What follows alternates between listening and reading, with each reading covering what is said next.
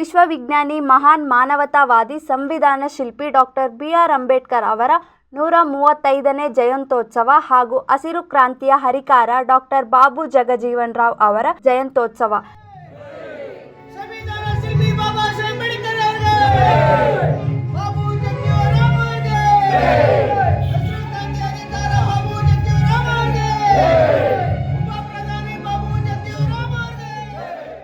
ಕಾರ್ಯಕ್ರಮವು ಹೆಸರುಘಟ್ಟ ಅಂಬೇಡ್ಕರ್ ಭವನದಲ್ಲಿ ನಡೆಯಲಾಯಿತು. ಜಯಂತ್ಯೋತ್ಸವದ ಅಂಗವಾಗಿ ಕುಂಬಾರಳ್ಳಿ ಗ್ರಾಮದ ಅಂಬೇಡ್ಕರ್ ಪುತ್ಥಳಿಯಿಂದ ಹೆಸರುಘಟ್ಟ ಅಂಬೇಡ್ಕರ್ ಭವನದವರೆಗೂ ಬೆಳ್ಳಿ ರಥದಲ್ಲಿ ಕಲಾ ತಂಡಗಳೊಂದಿಗೆ ಭವ್ಯ ಮೆರವಣಿಗೆ ಮಾಡಲಾಯಿತು.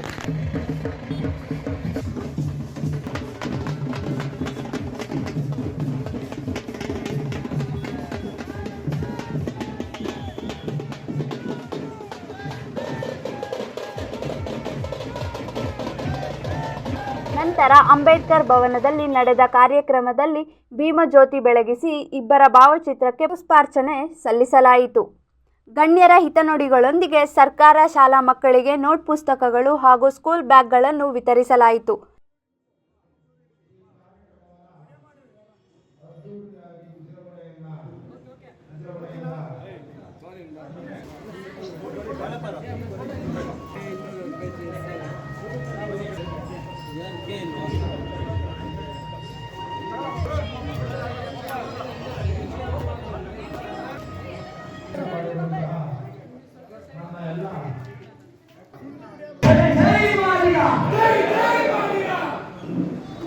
ಇವತ್ತೇನು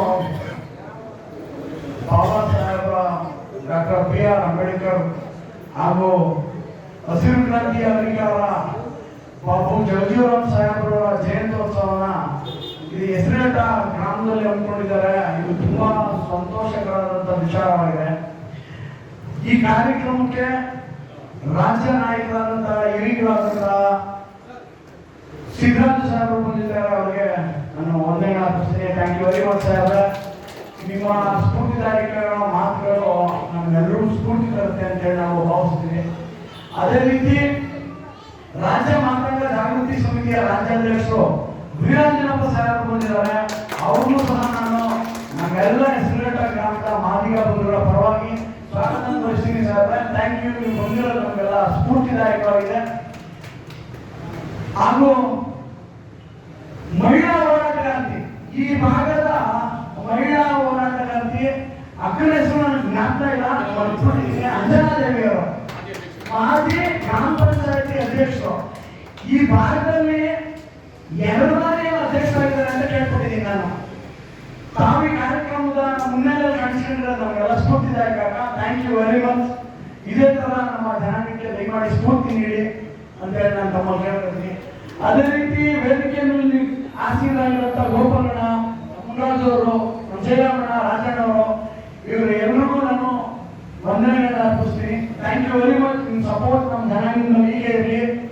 ಹಾಗೂ ಈ ಹೆಸರುಘಟ್ಟ ಭಾಗದ ಉದ್ಯಮಿ ಎಂ.ಎಂ. ಟಾಕ್ ಅಂತಾನೆ ಫೇಮಸ್ ಆಗಿರುವಂತ ಎಂ.ಎಂ. ಟಾಕ್ ಅವ್ರ ಮಗ ನಿತಿನ್ ಟಾಕ್ ಆಗಿದ್ದಾರೆ. ಅವ್ರಿಗೂ ನಾನು ನಿತಿನ್ ಟಾಕ್ ಆಗಿದ್ದಾರೆ. ಅವ್ರಿಗೂ ನಾನು ಸ್ವಾಗತ ಕೊಡ್ತೀನಿ. Thank you very much sir. ನಮ್ಮ ಉದ್ದೇಶ ಬಂದು ಶೈಕ್ಷಣಿಕವಾಗಿ ಜನಾಂಗನ ಮುಂದೆ ತರಬೇಕು, ಜನಾಂಗಗಳಿಗೆ ವಿದ್ಯಾಭ್ಯಾಸ ಮಾಡಬೇಕು, ವಿದ್ಯಾಭ್ಯಾಸದ ಬಗ್ಗೆ ನಾವು ಅರಿವು ಮೂಡಿಸಬೇಕು ಅಂತ ಹೇಳಿ ರಾಜ್ಯ ವ್ಯಾಪ್ತಿಯಲ್ಲಿ ನಾವು ಜಾಗೃತಿ ಮೂಡಿಸ್ತಾ ಇದ್ದೀವಿ. ದಲಿತ ಮಕ್ಕಳಿಗೋಸ್ಕರ ನಾವು ಸಾಕಷ್ಟು ಶ್ರಮ ಹಾಕಿ ವಹಿಸಿ ನಮ್ಮ ಸಮಿತಿಯಲ್ಲಿ ರಿಟೈರ್ಡ್ ಪರ್ಸನ್ಗಳು ಅಂದರೆ ರಿಟೈರ್ಡ್ ಆದಂಥ ವ್ಯಕ್ತಿಗಳು ನಮ್ಮಲ್ಲಿ ತುಂಬ ಜನಗಳಿದ್ದಾರೆ. ಒಂದು 150ರಿಂದ 200 ಜನ ಸೇರ್ಕೊಂಡು ನಾವು ಒಂದು ಸಂಘ ಮಾಡ್ಕೊಂಡಿದ್ದೀವಿ, ಮಾತಂಗ ಜಾಗೃತಿ ಸಮಿತಿ ಅಂತ ಹೇಳಿ. ಆ ಸಮಿತಿ ವತಿಯಿಂದ ನಾವು ಸಾಕಷ್ಟು ಸಮಾಜದಲ್ಲಿ ಸೇವೆಯನ್ನು ಸಲ್ಲಿಸ್ತಾ ಇದ್ದೀವಿ. ಇವಾಗ ಚಿಕ್ಕಬಳ್ಳಾಪುರ, ರಾಮನಗರ ಮತ್ತು ಮೈಸೂರು, ಪಾವಗಡ, ಮಧುಗಿರಿ ಈ ಭಾಗಗಳಲ್ಲೆಲ್ಲ ನಾವು ಸುಮಾರು ಮಕ್ಕಳುಗಳಿಗೆ, ಬಡ ಮಕ್ಕಳುಗಳಿಗೆ ಪುಸ್ತಕಗಳು, ಬ್ಯಾಗ್ಗಳು, ಮೇಲಾದಂಥ ಸೇವೆಗಳು, ವಿದ್ಯಾಭ್ಯಾಸಕ್ಕಾಗಂಥ ಸೇವೆಗಳನ್ನ ನಾವು ಸಲ್ಲಿಸ್ತಾ ಇದ್ದೀವಿ. ಮುಂದೆನೂ ಸಹ ಈ ಸೇವೆಗಳನ್ನ ನಾವು ನಡ್ಸ್ಕೊಂಡು ಹೋಗ್ಬೇಕು ಅಂತ ಹೇಳಿ ನಾವು ಮಾಧ್ಯಮ ಮುಖಾಂತರ ನಾವು ತಿಳಿಸ್ತಾ ಇದ್ದೀವಿ. ಸರ್, ಯಾಕೆ ವಿದ್ಯೆಗೆ ಶಿಕ್ಷೆ ಕೊಡಬೇಕು ಅಂತ ಯಾಕೆ ಅನ್ಕೊಂಡಿದ್ದೀವಿ ಸರ್? ಅದಕ್ಕೆ ಕೊಡಬೇಕು ಅಂದರೆ ನಮ್ಮ ಜನಾಂಗದಲ್ಲಿ ಈಗ ವಿದ್ಯೆ ಮುಖ್ಯವಾಗಿರೋದ್ರಿಂದ ನಮಗೆ ವಿದ್ಯೆನೇ ನಮಗೆ ಅತಿ ಮುಖ್ಯವಾದ ಒಂದು ಇದಾಗಿದೆ. ಈ ವಿದ್ಯೆ ಇಲ್ಲ ಅಂದರೆ ಪ್ರಪಂಚದಲ್ಲಿ ಏನೂ ಸಿಗಲ್ಲ ಮನುಷ್ಯನಿಗೆ. ಆ ಕಾರಣಕ್ಕೋಸ್ಕರ ನಾವು ವಿದ್ಯೆನ ಸಾಕಷ್ಟು ಬಡ ಮಕ್ಕಳಿಗೆ ವಿದ್ಯಾಭ್ಯಾಸದ ಬಗ್ಗೆ ಅರಿವು ಮೂಡಿಸಬೇಕು ಅನ್ನೋದೇ ನಮ್ಮ ಉದ್ದೇಶ ಆಗಿರ್ತದೆ. ಈ ಸಮಿತಿಯಿಂದ ನಾವು ಸಾಕಷ್ಟು ಈ ಕೆಲಸಗಳನ್ನ ನಡೆಸ್ತಾ ಇದ್ದೀವಿ. ಸರ್, ಮುಂದಿನ ಯೋಜನೆಗಳು ಈ ಜನಾಂಗಕ್ಕೆ ನೋಡಿ, ಈಗ ಮೀಸಲಾತಿ ವರದಿ ಜಾರಿಯಾಗಿದೆ. ಈಗ 5% 2% ನಮಗೆ 5.2% ನಮ್ಮ 5% ನಮಗೆ ಈಗ ಸಿಗ್ತಾ ಇದೆ. ಆದರೂ ನಮಗೆ ಇವತ್ತಿನ ದಿವಸ ಏನಾಗಿದೆ ಅಂದರೆ, ನಮಗೆ ವಿದ್ಯಾವಂತರು ಕಮ್ಮಿ ಇರೋದ್ರಿಂದ ನಾವು ಈ ಜನಾಂಗಕ್ಕೆ ಅರಿವು ಮೂಡಿಸ್ಬೇಕು ಅಂತೇಳಿ ನಮ್ಮ ರಿಟೈರ್ಡ್ ಆಫೀಸರ್ಗಳನ್ನ ನಮ್ಮ ಕಡೆ ಸೇರಿಸ್ಕೊಂಡು ವಿದ್ಯಾಭ್ಯಾಸದ ಬಗ್ಗೆ ಸಾಕಷ್ಟು ನಾವು ಜನಗಳಲ್ಲಿ ತಿಳುವಳಿಕೆ ಮೂಡಿಸ್ತಾ ಇದ್ದೀವಿ. ನಮ್ಮ ಕೈಲಾದಂಥ ಸೇವೆಗಳು ಮಾಡಿಸ್ತಾ ಇದ್ದೀವಿ ಅಂತ ಹೇಳಿ ನಾನು 2 ಮಾತು ಮುಗಿಸ್ತೀನಿ. ಪ್ರತಿ ವರ್ಷದಂತೆ ಏಪ್ರಿಲ್ 14 ಭಾರತದಲ್ಲಿ ಬಾಬಾ ಸಾಹೇಬ್ ಡಾಕ್ಟರ್ BR ಅಂಬೇಡ್ಕರ್ ಅವರ ಜಯಂತಿಯನ್ನ ಆಚರಣೆ ಮಾಡ್ತಾ ಇದ್ವಿ. ಈ ಜಯಂತಿ ಬರೀ ಭಾರತಕ್ಕಷ್ಟೇ ಮೀಸಲಾಗಿರಲಿಲ್ಲ, ಇಡೀ ಜಗತ್ತಿನಾದ್ಯಂತ ಇವತ್ತು ವಿಶ್ವದ ಜ್ಞಾನದ ದಿನಾಚರಣೆಯಾಗಿ ಆಚರಿಸಲ್ಪಡ್ತಾ ಇದೆ.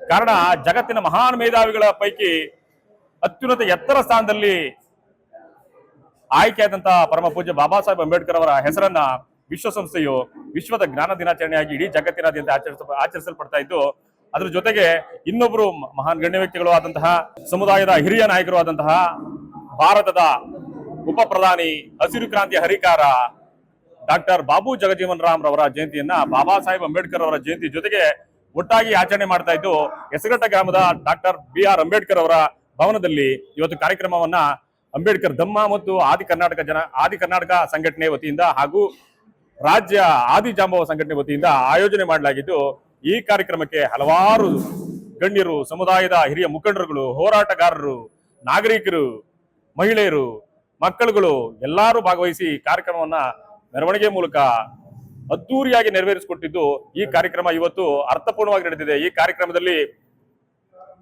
ಬೆಂಗಳೂರಿನ ಆಸ್ಟರ್ CMI ಆಸ್ಪತ್ರೆಯವರು ಆರೋಗ್ಯ ಮತ್ತು ನೇತ್ರ ತಪಾಸಣಾ ಶಿಬಿರವನ್ನು ಆಯೋಜನೆ ಮಾಡಿದ್ದು, ಉಚಿತವಾಗಿ ಎಲ್ಲರಿಗೂ ಚಿಕಿತ್ಸೆಯನ್ನ ಮತ್ತು ಸಲಹೆಯನ್ನ ನೀಡಿದ್ದಾರೆ. ಈ ಕಾರ್ಯಕ್ರಮದಲ್ಲಿ ಮತ್ತೆ ಮುಖ್ಯವಾಗಿ ಶಿಕ್ಷಣ ಕ್ರಾಂತಿಯೇ ಈ ಕಾರ್ಯಕ್ರಮದ ಮಹೋದ್ದೇಶವಾಗಿದ್ದು, ಈ ಕಾರ್ಯಕ್ರಮದ ಅಂಗವಾಗಿ ಆಯ್ದ ಶಾಲಾ ಮಕ್ಕಳುಗಳಿಗೆ ಪುಸ್ತಕ, ಸ್ಕೂಲ್ ಬ್ಯಾಗು, ಪೆನ್ನು, ಪೆನ್ಸಿಲ್ಗಳನ್ನ ವಿತರಣೆ ಮಾಡಿದ್ದು ಸಂತೋಷದ ವಿಚಾರವಾಗಿದೆ. ಈ ಕಾರ್ಯಕ್ರಮಕ್ಕೆ ಅಭೂತಪೂರ್ವವಾದಂತಹ ಬೆಂಬಲವನ್ನು ನೀಡಿದಂತಹ ಸಮಸ್ತ ಮಾದಿಗ ಕುಲ ಕೋಟಿ ಬಂಧುಗಳಿಗೆ ಜೈ ಭೀಮ್, ಜೈ ಮಾದಿಗ ಅಂತ ಹೇಳ್ತಾ 12 ಮಾತುಗಳನ್ನ ಮುಗಿಸ್ತಾ ಇದ್ದೀನಿ. ಈ ಕಾರ್ಯಕ್ರಮದಲ್ಲಿ ವಕೀಲರಾದ ಬಿ ಅಂಜನಾ ಮೂರ್ತಿ, ಆದಿಜಾಂಬವ ಸಂಘದ ಕಾರ್ಯದರ್ಶಿಯಾದ ಸಿದ್ದರಾಜು, ಉಪಾಧ್ಯಕ್ಷರಾದ ಹನುಮಂತರಾಜು, ಡಾಕ್ಟರ್ H ವಿಶ್ವನಾಥ್ ರಾಜ್ಯಾಧ್ಯಕ್ಷರು, ಆದಿಜಾಂಬವ ಯುವ ಬ್ರಿಗೇಡ್, ವಾಣಿಜ್ಯ ತೆರಿಗೆ ಇಲಾಖೆ ಅಧಿಕಾರಿಗಳಾದ ಬೈಲಾಂಜನಪ್ಪ, DSS ಮುಖಂಡರು ಜಯರಾಮ್, ಆದಿಜಾಂಬವ ಮುಖಂಡರಾದ C ರಾಜಣ್ಣ, ಗೋಪಾಲ್ಪುರ ಮಾಜಿ ಉಪಾಧ್ಯಕ್ಷರಾದ ಗೋಪಾಲ್ ಹಾಗೂ ಮುಖಂಡರುಗಳಾದ ಗೋವಿಂದರಾಜ್, ಸುಧಾಕರ್ ಮುಂತಾದವರು ಉಪಸ್ಥಿತರಿದ್ದರು.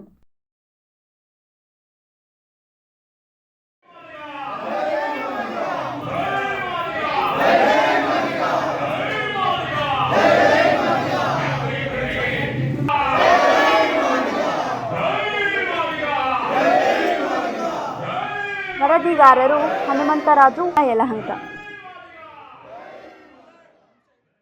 ಮೆಂಡು ನ್ಯೂಸ್ ನೆಟ್ವರ್ಕ್, ಸತ್ಯದ ಕನ್ನಡಿ.